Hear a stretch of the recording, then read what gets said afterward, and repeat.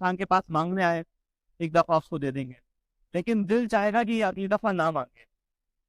انسان کو یہ بات پسند نہیں ہے کہ اس سے آ کے کوئی شخص بار بار مانگے، لیکن خالق نے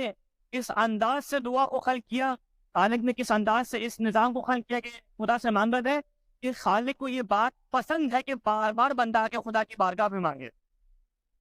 یعنی یہاں سے سمجھ میں آیا کہ خدا کی رحمت کو درک کرنا ہو تو انسان اس چیز کو دیکھے کہ انداز سے خدا نے انسان کے لیے مفہوم رحمت اور مفہوم دعا کو خلق کیا ہے کہ خدا چاہتا ہے کہ انسان بار بار خدا کی بارگاہ میں آ کے مانگے. یعنی کتنا، اگر ہو کہ خالق کے لیے الفاظ صحیح نہیں ہے لیکن کہا جائے کتنا وسیع قلب ہے خالق کا،